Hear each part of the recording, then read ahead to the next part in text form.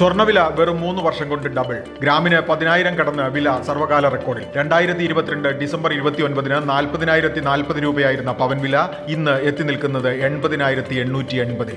ആഭരണം വാങ്ങാൻ 87,500 രൂപയെങ്കിലും ആകും. ഇവിടെ നിൽക്കില്ല, വില ഇനിയും ഉയരുമെന്ന് സൂചന. GST ഇളവിന്റെ പ്രയോജനം ഏറ്റവും കൂടുതൽ പ്രതിഫലിച്ചു കഴിഞ്ഞ വാഹന വിപണിയിൽ നിന്ന് ജനവികാരം മുതലാക്കാനുള്ള ശ്രമത്തിൽ സർക്കാർ. GST പരിഷ്കരണത്തിന് മുമ്പും ശേഷവുമുള്ള വാഹനവില എല്ലാ ഷോറൂമുകളിലും പ്രധാനമന്ത്രി നരേന്ദ്രമോദിയുടെ ചിത്രം സഹിതം പോസ്റ്ററായി പ്രദർശിപ്പിക്കണമെന്ന് നിർദ്ദേശം. മാരുതി സുസുക്കിയുടെ ഓഹരി വില ഇതിനിടെ ഇളവിന്റെ ആനുകൂല്യത്തോടെ സർവകാല റെക്കോർഡിൽ.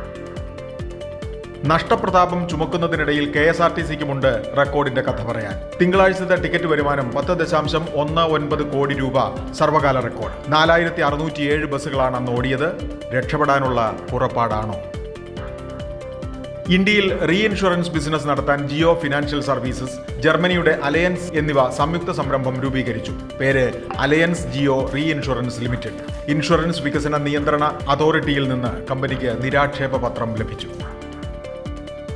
സ്വകാര്യതയ്ക്കുള്ള അവകാശം സ്ഥാപിച്ചു കിട്ടാൻ ഐശ്വര്യ റോയ് ഡൽഹി ഹൈക്കോടതിയിൽ. സെലിബ്രിറ്റികളുടെ പേരും ഫോട്ടോയും വ്യാപകമായി വെബ്സൈറ്റുകളും മറ്റും ദുരുപയോഗിച്ച് മുതലാക്കുന്ന വിഷയമാണ് ഐശ്വര്യ റായ് ഉന്നയിക്കുന്നത്. ടീഷർട്ട് മുതൽ മഗ് വരെ ഐശ്വര്യയുടെ ചിത്രവും വല്ലാത്ത വിലയുമായി ഇറങ്ങുന്നുണ്ട്. ബിസിനസ് വാർത്തകൾ വിശദമായി അറിയാൻ ധനം online.com.